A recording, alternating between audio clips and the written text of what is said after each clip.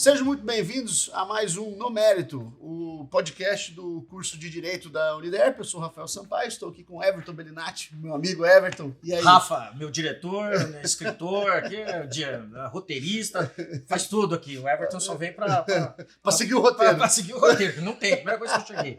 Fala, Rafa, tá bom, meu amigo? Graças Beleza, a meu Deus, irmão? cara, tudo bem. Bom, prazer, novamente estamos aqui.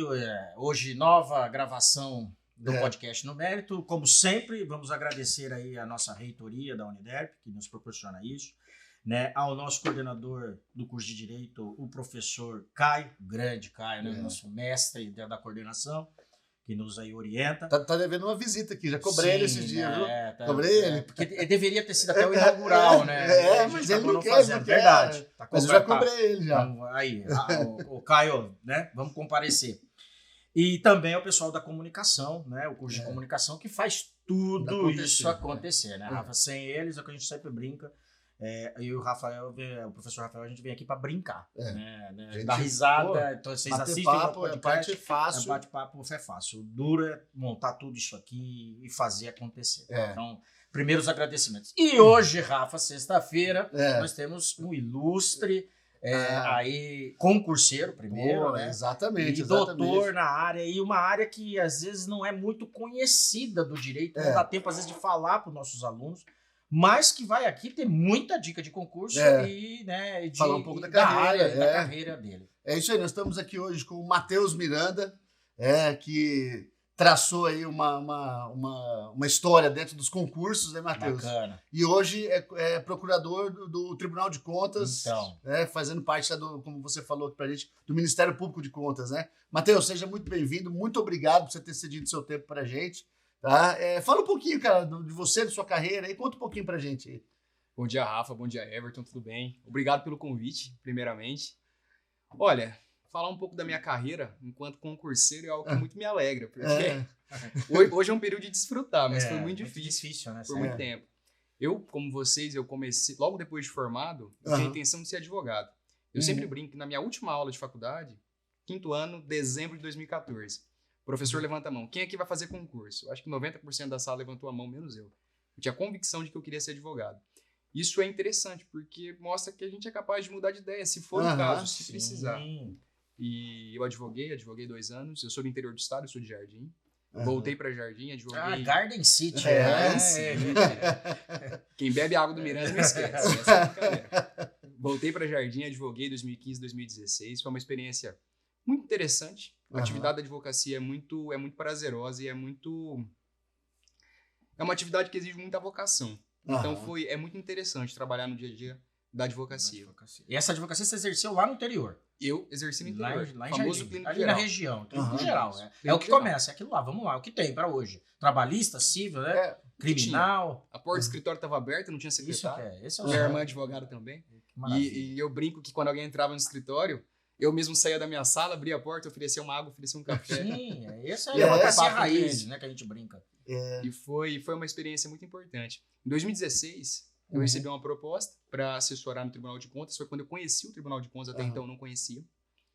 E ali eu conheci o direito público e ali eu passei a me interessar pela carreira pública. Foi ali que foi a virada de chave. Ali foi a virada de chave da matéria, talvez. Sempre gostei muito de penal, de processo penal, que vocês são professores. E ali foi a virada de chave para ter um interesse de me aprofundar no direito público. Entendi. Fiz minha pós-graduação em direito público depois. Mas, a princípio, eu ainda não pensei em fazer concurso. Foi em 2018, em agosto de 2018, setembro de 2018, quando eu realmente pensei que o concurso público seria a forma com a qual eu alcançaria aquilo que eu pretendia alcançar na minha vida, enquanto profissional. Sim, sim.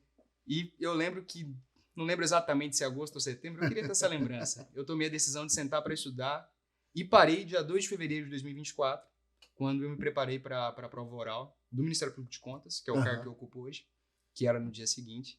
Então foram um pouco mais de 5 anos de dedicação. Passei no concurso antes para auditor de controle interno da Controladoria Geral do Estado, aqui do Mato Grosso do Sul. Fui aprovado para defensor público, mas o concurso que eu queria e que, felizmente, pro meu bem, abriu no tempo que eu ainda estudava. Porque isso que eu ia perguntar, não é um concurso também que tem muitas vagas e sempre está aí na ordem do dia para fazer, né? Não é o tempo todo que tem concurso para o Ministério Público de Contas. Gente, o último concurso tinha sido em 1998. Olha aí, rapaz do céu. O concurso abriu. Você deu chute na gaveta, hein? Exatamente. É aquilo de estar preparado para quando a oportunidade aparece. Isso talvez seja o primeiro conselho que eu dou para quem está iniciando na vida dos estudos. Tem que se preparar para quando a oportunidade aparecer. Porque o pessoal que eu vejo estudando aí para concurso, que a gente tem muito acesso a esses alunos, ex-alunos nossos, às vezes o cara não tem um objetivo, porque a prova não abriu edital ainda, então aí parece que está meio desmotivado, porque não vê. Aí quando abre o edital, parece que já está atrasado em relação aos estudos. Então é o que você fala, se prepara, porque na hora que aparecer, você está pronto, é por aí. Eu acredito que é por aí. Eu conheço poucas pessoas que passaram em concurso após a abertura do edital. Na verdade, eu não conheço nenhuma. Concurso de membro, principalmente, que são os concursos que exigem um conhecimento um pouco mais aprofundado. Específico, né? A matéria é mais específica, né? Com fases diferentes. Você tem que estar preparado para fazer uma primeira fase, que é uma prova objetiva. Você tem que estar preparado para escrever numa prova dissertativa. Você tem que estar preparado para responder questões. A palavrinha mágica tem que estar preparado. Preparado. Né? Tem as provas orais também. Você contou aqui em off, eu gostei da história que ele contou aqui em off, sobre a sua desenvoltura em prova oral. Como é que era isso para você? Você tinha um friozinho na barriga ali? Como é que era? Ele falou da dificuldade, vamos lá. Olha, eu acho que a prova oral é o pesadelo de todo concurseiro. todo mundo quer chegar na prova oral. Mas sabendo que lá vai ser, né? Mas quando chega, bate aquele desespero, bate aquela síndrome do impostor. Você chega porque uma coisa é responder questão objetiva. Eu sempre brinco que a questão objetiva, ela tem a cola da resposta. Então é muito fácil. Então a gente ativa a parte do nosso cérebro que vai reconhecer, já lembrei do artigo decorado ou não, que você aprendeu, e a resposta está ali. Na prova oral, quando você é indagado, você tem que buscar de dentro de ti aquela resposta. E com desenvoltura. Porque às vezes você não consegue falar, né? E objetivamente, a gente estava até falando, objetivo, responder técnico, né? Exato. Às vezes você dá uma volta e não consegue chegar no negócio que o cara tá querendo. Exato. Eu costumo brincar que quando a gente vai estudar jurisprudência comentada, que o professor que comenta a jurisprudência, ele faz uma introdução, um desenvolvimento e ele crava a tese. E a resposta de prova oral é mais ou menos assim. Então, ter essa capacidade de ampliar o conhecimento, não responder diretamente e, reformulando, não responder de cara o que o examinador te pergunta. Isso, para mostrar para ele que você tem um conhecimento mais aprofundado daquilo, mas sem correr o risco de ser prolixo, de cansar o examinador, para quando você trouxer a resposta, ele já está distraído. Isso acontece. Falou uma coisa interessante aqui, Matheus. Estudar, como o professor fala de jurisprudência. Eu falo isso, o Rafael também fala isso. A gente sempre... professor, como estudar? Eu sempre falo, estude por jurisprudência, por decisões de tribunais. Eu sempre chego na sala de aula, a primeira sala de aula que eu vou dar aula, eu falo, né? Vamos, links. Já falaram sobre... De novo, né? Já estudaram sobre presunção de inocência? Já. O que vocês acham da decisão do STF que agora prende no segundo grau? Eu acho isso, eu acho aquilo. Não é isso? Eu falo, então vamos lá. Link aqui que foi favorável e o link aqui do ministro que não foi favorável. Leiam. Vocês já leram? Não. Então vocês são favoráveis? Não, mas nunca leram. Então leiam. Aula que vem nós vamos discutir. Aí na outra aula, como que era errado? Professor, não, agora eu entendi por que prende, por que não prende. Então, assim, estudar por decisão, você falou uma palavra aí muito legal, uma dica muito legal. Aprimora o linguajar, né? Sabe o que os tribunais... É o que eu falo, se você quer um cara bom, advogado, promotor, o que os tribunais decidem, não é o que tem no livro, sim, não, mas o que o tribunal está decidindo hoje. Ainda mais hoje com as ferramentas que a gente tem. Que você recebe hoje pesquisa pronta do STJ, né, as matérias já tudo divididas, e o que é que tem, então... Né? Fala um pouquinho disso, de estudar por decisões, né, judiciais. Olha, eu costumo brincar que civil law é algo que a gente aprende no primeiro dia de faculdade, mas que não existe mais no Brasil. O Brasil hoje é como law. Artigo 926 seguintes do Código de Processo Civil é como law. Decisões vinculantes que exigem decisões de baixo para cima. Então não tem como pensar em ser um bom advogado sem conhecer a jurisprudência do Supremo, do STJ, do Tribunal de Justiça, e muito menos passar em concurso. Porque no concurso a gente muitas vezes a banca não está preocupada com o que o Tribunal de Justiça decide, ela quer saber o que o Supremo decide. Então a gente tem que estar antenado. Lei informativo do Supremo e STJ é todo dia. Olha as dicas, hein? Olha aí, cara. Não é nem dica de estudo, tem que ser um hábito para a vida de quem está dentro da ciência jurídica. Em todos os aspectos. Eu imagino que na advocacia é muito mais. Porque você trabalha com aquilo, você precisa dar uma resposta para o cliente que seja atualizada. E a jurisprudência muda todo santo dia. Para dar aula, eu imagino que seja um desafio bastante complexo, porque eu lembro que quando eu estudei de 2010 a 2014, a gente estudava precedentes antigos. E hoje isso não existe mais. Muda anualmente, muitas vezes os próprios tribunais mudam os entendimentos assim no próprio ano. Não, soberania dos vereditos agora, o Supremo. Esse chega nessa de aula, você nem leu ainda. Não deu nem tempo para ler a decisão do Supremo. Não, mas os caras não. Agora pode recorrer, se for clemência. Não, pode, não pode. Eu dei uma aula esses dias, quando eu cheguei em casa, foi o tempo de eu chegar em casa, o aluno tinha me mandado já um print do STJ. Professor, mas o STJ decidiu isso. Aí eu vi, era de 2 dias antes da minha aula. Não. Aí eu ajustei e falei, não, mas isso é um outro caso específico, tal, não vai se enquadrar. Mas olha só, ela já estava pesquisando e já viu um tema correlato que era de 2 dias antes. É uma loucura, cara. E esse é um link muito importante, porque para concurso, principalmente os concursos estaduais, os concursos mais vocacionados, que eu brinco que são 2 concursos muito vocacionados, Defensoria e Ministério Público. O concurso para magistratura ele é um pouco mais aplicar aquilo que a jurisprudência vem determinando. O concurso para a Defensoria e para o Ministério Público exige dos estudantes uma capacidade de criticar. Então, é por isso que é importante conhecer a jurisprudência, para desenvolver pensamento crítico. Não basta mais decorar. A gente tem que evoluir enquanto estudante. O caso agora da decisão do Supremo da soberania dos vereditos. Eu imagino que algum colega concurseiro que vai prestar concurso para a Defensoria tem que ter capacidade de criticar. Sim. Tem que ter capacidade de criticar com base na Constituição. Viola a soberania dos vereditos por quê? Qual é a interrogação? Qual é a base do Tribunal do Júri? Quais são os princípios do Tribunal do Júri? E aí, se eu respondo enquanto jurado com base na minha íntima convicção, como isso pode ser questionado? A prova aqui não... A prova é só um a Constituição manda a soberania. Não, e aí é legal a dica que é o seguinte, né? Que foi o voto contrário, né? Lê o voto contrário. Exato. Esse vai te dar o suporte para você responder essa pergunta, né? Isso acrescenta, isso te faz diferenciar do colega numa prova oral. É isso. Muito bacana. É isso. Eu dou cursinho para o exame de ordem, né? Segunda fase e tal. E no edital ele fala assim, as matérias, né, possíveis de serem cobradas, ele fala entendimento consolidado dos tribunais superiores.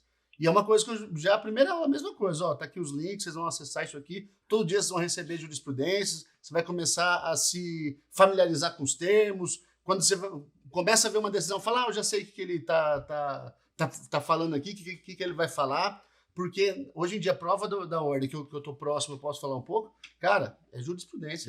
Esquece o cara que, o código tá ali do lado, é só ele folhear ali, ele vai achar. É aquela colinha que você falou, né? É jurisprudência, cara. Jurisprudência, entender o que tá acontecendo. Porque logo que eu passei, eu terminei também a universidade, os pais querem, né? Concurso, né? Eu sempre quis advogar, mas concurso. E naquela época talvez não se estudasse, na minha época, 97 eu formei, 98 comecei a estudar, passei nas primeiras fases, fui em orais alguns, mas se estudar por jurisprudência, até porque era muito difícil, porque não tinha esses canais. Não tinha acesso, era revista dos tribunais, então não se exigia muito. Era mais doutrina mesmo, né? Doutrina e artigo de lei. Saber o que era aquilo, a doutrina, né? Então aí aquelas teses de teoria finalista, teoria... Hoje já acho que não, né?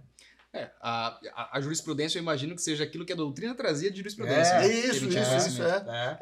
Tinha um repertório que chamava Revista dos Tribunais, que eles faziam 6 meses de julgamentos, aí eles compilavam tudo e publicavam um livro, só com aquelas decisões. Era assim, então, era um livro. Aí depois passou pro CD-ROM. Isso, mas CD-ROM foi agora. Pô, tá louco. Não, era a revista dos tribunais, então não caía, não se estudava. É o que eu falo, você passava às vezes 5 anos na universidade e não lia uma decisão. Não. A não ser no escritório você já trabalhava. Então você ia ler uma decisão, tal, né? Ver a ementa, né? Aquela coisa, era todo o relatório, a ementa.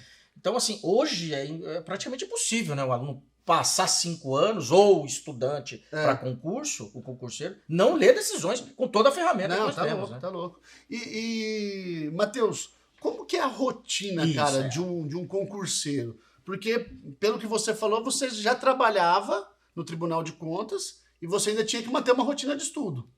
Como que você concilia? Como que funciona isso aí? Olha, Rafa, eu sempre trabalhei durante todo o período que eu estudei.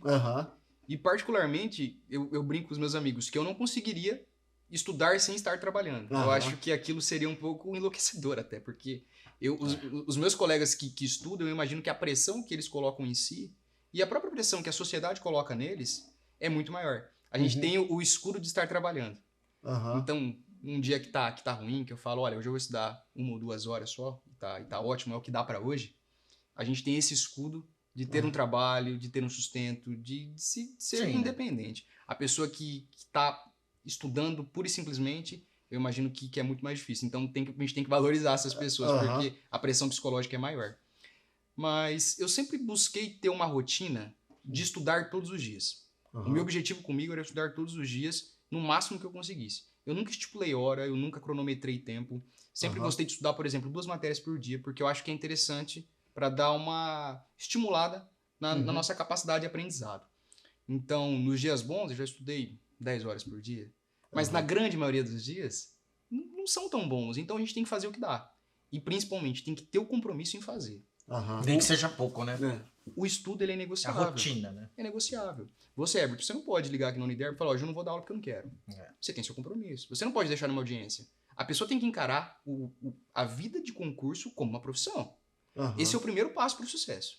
Não tem, tô cansado, não vou. Se você tá cansado, você tem que trabalhar. Por que se eu tô cansado, eu não vou estudar? É muito simples. Na minha cabeça, sempre operou de maneira muito lógica. Não tenho... Meus amigos, vamos num barzinho, eu gosto muito de tomar uma cerveja. Quem não? Quem não gosta? Vamos num barzinho. Que surpresa você gostar. Aí, ninguém me chama pra tomar uma cerveja no horário de trabalho, porque as pessoas sabem que eu tenho meu compromisso com o trabalho. Por que quando eu tô estudando eu vou ceder a um convite desse e eu vou ao bar? Tem dias específicos pra isso. Então, eu acho que a primeira dica que eu posso dar é, já que quer, encara como se realmente fosse uma profissão. E é todo dia. Tem um dia de descanso, domingo, não sei, que a pessoa também tem que conviver. E uma coisa que eu costumo brincar, falando sobre rotina. Porque eu sempre escuto, nossa, mas você sofreu, nossa, mas o que você passou para até... Gente, sofrimento e renúncia são superestimados. O que você deixa de fazer de segunda a sexta-noite para estudar? Eu, no meu caso, deixo de assistir filme? Sim. Deixo do quê? Coisa que não é tão, né? Deixo de correr na praça? São coisas que eu posso fazer em outros momentos. Que eu posso adequar. As pessoas superestimam o sofrimento. Se você quer ser um advogado de sucesso, quantas horas você trabalha? Se você quer ser um professor de sucesso, toda profissão exige. Eu lembro que os concurseiros falavam, é porque nem correu a maratona. Você não vai chegar e correr a maratona. Você vai ter que treinar. Então, assim, é treino, é todo dia. É 2 km, é 5, é 10, e assim vai gradativamente, até você chegar no seu objetivo, né? Aí a pessoa, eu não quero renunciar. Tá, mas você não quer renunciar ao quê? E essa minha motivação, entre aspas, eu só acho que ela tem uma exceção, que para quem tem filho, não é o meu caso, para quem tem filho realmente é difícil. Porque aí é uma renúncia em algo que tem valor. Então eu valorizo muito, principalmente mãe, que é concurseira, porque você se questiona, o tempo tá passando, essa criança tá crescendo, ela quer atenção, ela quer contato, e você tem que abdicar. Então mas fora isso, fora essa questão, normalmente as renúncias são sobre coisas que são desimportantes e que a gente pode fazer em outro momento de maneira muito tranquila. E essa questão da persistência, né, também é muito importante, né? Porque, pelo que você falou, foram 5 anos aí até você chegar no concurso que você queria, né? Acho muito difícil o cara chegar, bater e passar. Eu já tive uns conhecidos que saiu da universidade. Você conta então, né? Ali. O cara saiu da universidade, passou nem na prova da OAB e passou de concurso. Eu já tive uns conhecidos mesmo. Vai ver o Roberto aqui, 16 provas, né? Você vê o aí Roberto. vem o juiz do trabalho mais 10 anos, 10 e anos assim estudando. vai. Então, né? Não é fácil. Então, essa questão da persistência também, de manter essa rotina diária aí também é importante, né? Olha, isso é fundamental. Fundamental. Fundamental, não tem como. Eu acho que a exceção, Everton, a exceção não pode nos guiar. Realmente, tem gente que estuda 1 ano e passa no grande concurso. Mas é exceção. Sim. A gente tem que trabalhar com a regra. Eu não fui essa exceção. Não, mas você tá batendo uma média, né? 5 anos, né? Uma tá, média maravilhosa, né? E assim... ainda passou em vários, né? Então assim, né? Você vê o leque, né? E como é que faz para lidar com a frustração? Porque isso eu acho que dói, hein, cara. É que Rafa, né, Matheus, nem todos serão. Terão a oportunidade de entrar como funcionário público. Essa é a grande verdade, né? Nós temos aí um número de vagas ali, né? E um número de concurseiros muito alto. Então, assim, nem todos. Então, essa frustração, né, é uma coisa que tem que saber lidar, porque até futuramente, às vezes, não vai ser concurseiro, mas vai ser um grande advogado, vai ser um grande empresário, enfim, né, cara, né? Porque você não aprende só pro concurso, né? Exato. Talvez a questão mais difícil que envolve estudar para concurso é saber que você pode fazer tudo certo e ainda assim não obter aquele resultado que você quer. Sim. E aí a pessoa ela tem que estar programada para entender que concurso é só uma coisa que existe na vida, mas não é a vida é muito maior que isso. Então, se eu não passar no concurso, ok, eu vou ser infeliz por isso? Eu vou ser frustrado por isso? A pessoa tem que traçar um objetivo. Olha, eu quero passar, vou me dedicar, mas se não der certo, olha o tanto que essa pessoa aprendeu que ela pode aplicar e desenvolver em outras áreas, que talvez sejam mais vocacionadas. Então, eu acho que é mais por aí. E tem essa questão da resiliência que eu sempre falo é o seguinte. A pessoa que traça o objetivo e ela fala que quer aquilo, então ela, naturalmente, ela não está enxergando outras vias naquele momento para aquilo. O que sempre me manteve em pé foi isso. E é muito difícil. A gente gasta, trabalha, compra passagem, é caro ser concurseiro, você compra passagem. Quem trabalha muitas vezes não tem possibilidade de ônibus, tem que comprar uma passagem mais cara de avião. Então você vai de avião, você come, é Uber, é hotel, chega, toma uma lapada, tem que voltar no outro dia, 7 horas tem que trabalhar, você tem que entregar. Sim. Porque você tem responsabilidade com o seu trabalho. E tem que chegar em casa e tem que estudar. Então eu acho que a dica que eu dou para quem toma uma lapada e tá frustrado, senta e estuda. É a única forma de passar. Não se permita ficar uma semana, olha, eu tô triste, eu vou ficar uma semana. Não faz isso não. Porque... Se fosse resolver, eu sempre sou daquele que fala assim, vai resolver. Não vai, então ainda tem que sair do jogo, né? Porque quanto antes ela entender que ela vai reprovar muito mais do que passar, então ela tem que saber lidar com esses momentos. Lidar com a aprovação é tranquilo. Né?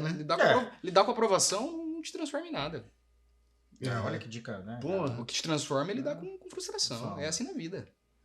Porque a hora que você passou é o objetivo alcançado, ponto. Agora eu tenho minha estabilidade, minha vida. Agora também não muda o ser humano de outro para qualquer, Exato. né? Eu sou funcionário público, eu sempre falo, né? Porque às vezes os meninos perguntam, né? Mas você vai lá despachar com o ministro do STF, do STJ. Quer dizer, isso é uma dica que eu dou. Eu falo assim, eu chego lá achando que ele é meu amigo. Claro. Ele é uma pessoa normal. Sim. Lógico que eu não chego com a intimidade com o amigo. Claro. Mas é porque o medo que as pessoas têm, né? Que você até falou do oral aí. O medo, né, de falar, o medo aqui em off, a gente estava conversando, que é muito difícil isso, né? E Matheus, aí hoje você entrou naquele concurso que você falou assim, puxa, é isso que eu quero, né? Você não pensou no meio do caminho assim, a falar, não, eu vou pegar mais um como degrau e depois eu tento chegar lá. Como é que foi como sua cabeça funcionou para você falar assim, esse é meu objetivo, eu vou parar quando eu chegar nele?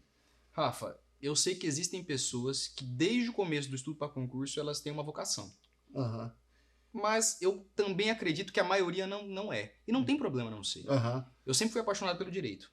Eu sou aquele aluno que eu entrei no meu primeiro dia de aula de faculdade, eu falei, cara, achei. É isso aqui. É isso aqui que eu quero pra minha Isso vida. é que é bom também, pô, né? Legal. Então, eu fui feliz como advogado, eu fui feliz como assessor, eu fui feliz como estagiário do Ministério Público.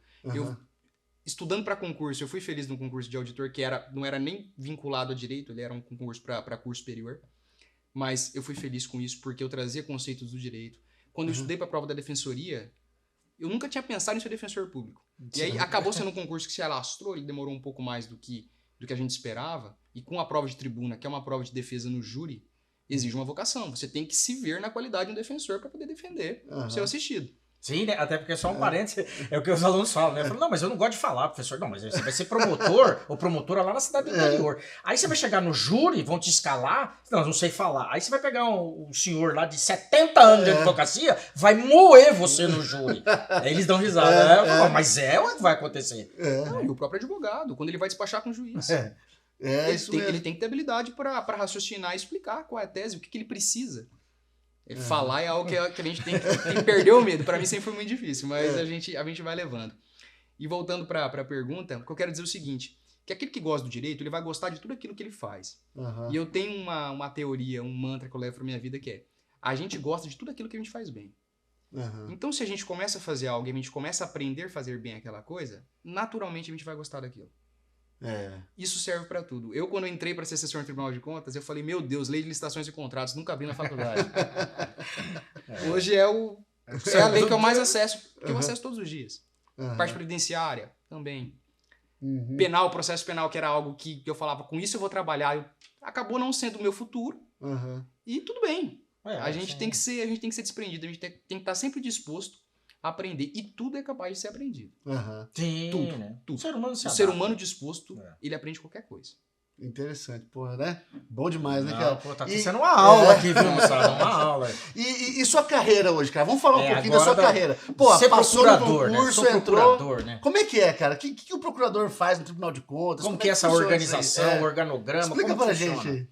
O Ministério Público de Contas, Uhum. ele é um braço do Ministério Público, embora seja estruturalmente ligado ao Tribunal de Contas. O Uhum. Ministério Público de Contas, diferente do MPE, ele não tem autonomia orçamentária administrativa. Uhum. Os membros têm autonomia funcional, porque a Constituição, lá no artigo 130, equiparou aos membros do MPE, mas administrativamente nós somos vinculados à estrutura do Tribunal de Contas. Uhum. Então, o que é o Ministério Público de Contas? É um Ministério Público normal, todo mundo pergunta, mas o que você faz? O que é o Ministério Público de Contas? Gente, é um Ministério Público normal que atua, que tem um papel talvez mais custos legis do que o próprio Mais Ministério fiscalizar. mais fiscalizar, um trabalho mais parecerista, embora tenhamos atribuições e prerrogativas para iniciar procedimentos no Tribunal de Contas, como representações e denúncias, não confunda com denúncia penal. É. Representações e denúncias Dentro do processo de jurisdição de contas.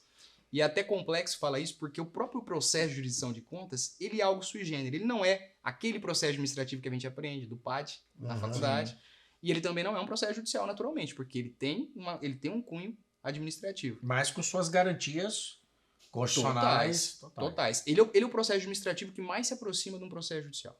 Tanto que o regimento interno do Tribunal de Contas do Estado do Mato Grosso do Sul é um verdadeiro Código de Processo Civil.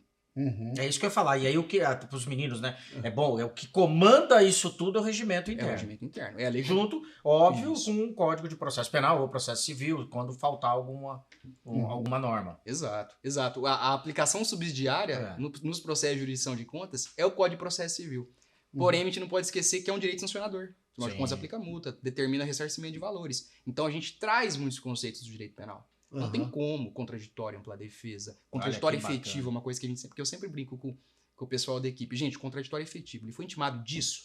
Ele tem que se defender disso. É, sempre dar o direito da outra parte Sim. falar, né? É o que a gente vem discutindo, né? Não, mas Por que não a outra parte não falar, né? É. E no processo de contas é mais ou menos por aí. Então, o nosso papel enquanto procuradores do Ministério Público é oficiar junto ao Tribunal de Contas. Uhum. E hoje em dia as competências do tribunal, não tem como falar do MPC sem falar do TCE. Uhum. As competências do TCE, tanto dos TCEs e do TCU, estão ratificadas na Constituição desde 88 e a jurisprudência do Supremo vem respeitando muito.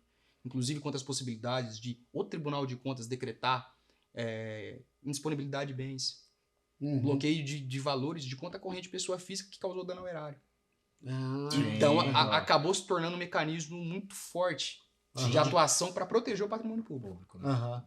E como que vocês se conversam ali, né? Se conversam, entre aspas, aí, com o Ministério Público Estadual, por exemplo, pô, fez um administrativo lá, percebemos um dano ao patrimônio público. Tem um indício de crime. Tem indício de crime, manda para o representa, estadual. oficia, Como é que funciona essa parte mais interna ali, mais prática? Nós temos um termo de cooperação com o Ministério Público do Estado Ah, que autoriza essa cooperação mútua. Até de documentação, provas. Muitas vezes nós temos acesso a documentos públicos que não chegaram ainda ao Ministério Público do Estado, porque, em tese, dentro das atribuições, eles vão buscar.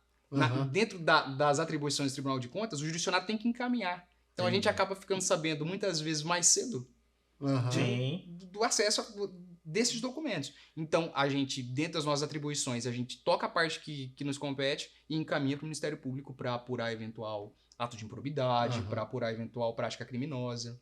Existe uma cooperação e atualmente tá muito efetiva essa cooperação entre nós e entre o Ministério Público do Estado.